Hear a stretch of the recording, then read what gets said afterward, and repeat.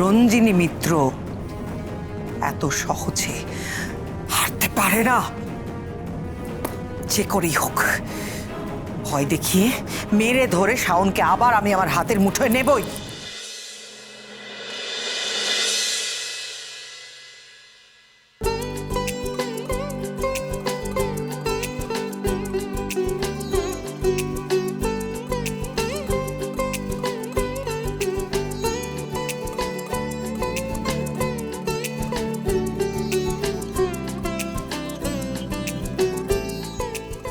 রায়মাদি,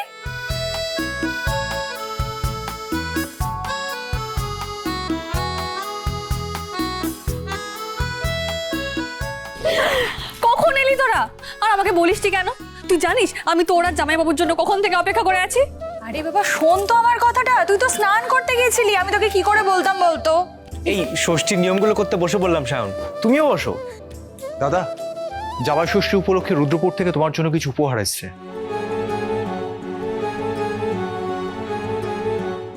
ওগুলো আমার ঘরে পাঠিয়ে দিতে বলো। তুমি আর বিথিকা কখন রওনা হবে? আজ তো ওদের বাড়ি যাওয়ার কথা। হ্যাঁ দাদা, এদিকে নিয়ম কমপ্লিট হয়ে গেলেই বেরোবো। তবে দাদা আজ আমি একাই যাব। সে কি, বিথিকা কেন যাবে না? দাদা বাড়িতে জামাই এসেছে, ওদের ফেলে রেখে কি করে যাই বলুন না।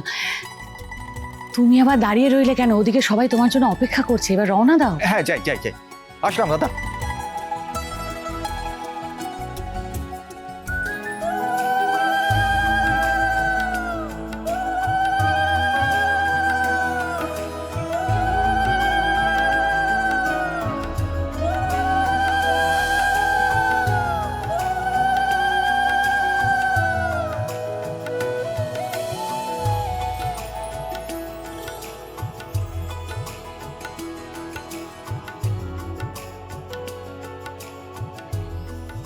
কিরে রাইমা, কেমন আছিস? দাদা খুব ভালো আছি রে, তুই কেমন আছিস? ভালো আছি ভালো আছি।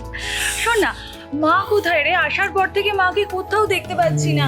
সমস্ত রিচুয়ালস তো কাকিমাই করলো, মা আসবে না?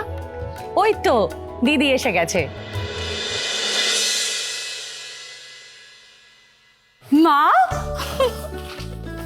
মা কেমন আছো? ভালো আছি। থাক থাক থাক, দেখি দুজন খুব ভালো থাকো, খুব সুখে থাকো। বিথিকা, হ্যাঁ দিদি। বলছি ষষ্ঠীর সব নিয়ম হয়ে গেছে তো? হ্যাঁ সব হয়ে গেছে, শুধু শাওনের হাতে সুতোটা বাঁধা হয়ে গেলেই হয়ে যাবে। দেখি দে শাওন হাতটা। এ কি শাওন, তোর ফেভারিট ব্রেসলেটটা তোর হাতে নেই কেন? এ বাবা, ওটা কি হারিয়ে গেল নাকি?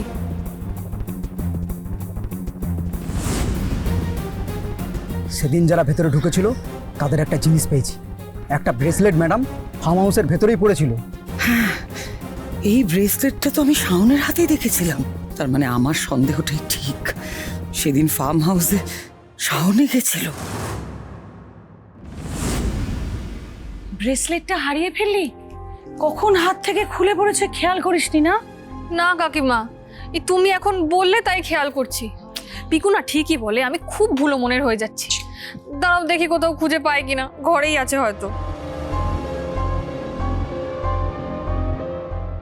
না ম্যাডাম, মুখ দেখতে পাইনি, তবে একজন ছেলে আর একজন মেয়ে এসেছিল এটা দেখেছি।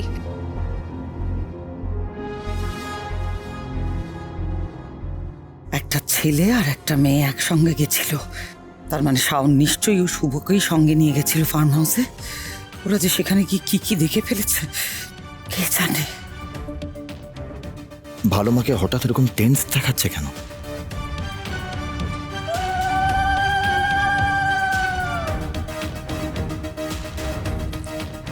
দিদি বলছি, মন্দারের ষষ্ঠীর সুতোটা তুমি বাঁধবে তো?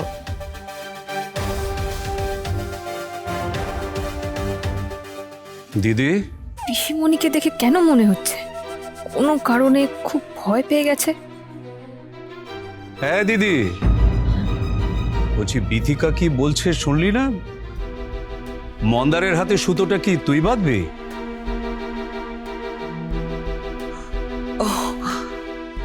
না না, পুজোর সমস্ত কাজ তো বিথিকাই করলো, এটাও ওই করুক। আমি বরং একটু আমার ঘর থেকে আসি।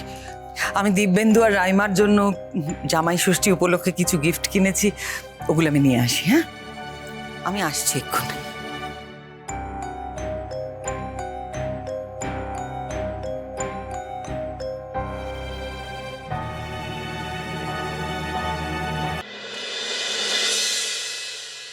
এটা হতে পারে না, হতে পারে না, হতে পারে না। ওইটুকু একটা মেয়ে বারবার আমাকে এভাবে বিপদে ফেলতে পারে না। আমার এত বছর ধরে লুকিয়ে রাখা সত্যিটাও জেনে ফেলতে পারে না। আচ্ছা, তোমার কেন মনে হচ্ছে বলো তো আমি বাইরে কোথাও গেছিলাম? তুমি কি আমায় কোথাও দেখেছো? তাহলে কি তুমি বাইরে কোথাও গেছিলে? হ্যাঁ, সকালে দেখলাম তোমার ওই স্টিকটায় একটা নোংরা হাতের ছাপ। কি করে লাগলো বলো তো দাগটা?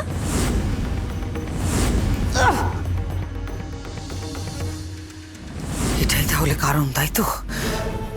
শাওনের ঔদ্ধত্যর কারণ, ওর কনফিডেন্সের কারণ, কথায় কথায় আমার সঙ্গে মুখে মুখে তর্ক করা। কারণ ও আমাকে ফার্ম হাউসে দেখে নিয়েছিল। কিন্তু এই কথাটা ও যদি বীরুকে বলে তাহলে তাহলে আমি তো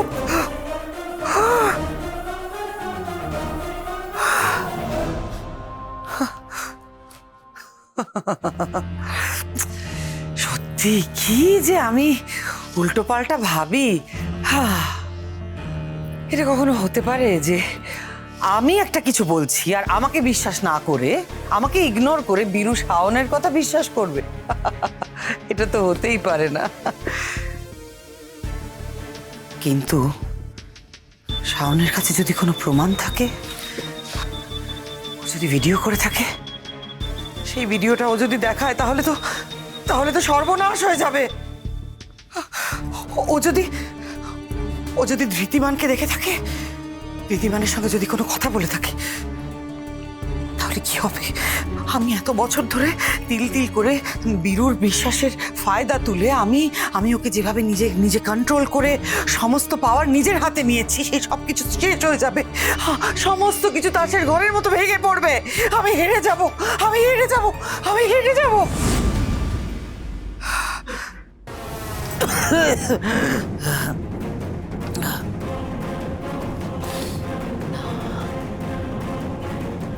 রঞ্জিনী মিত্র এত সহজে হারতে পারে না।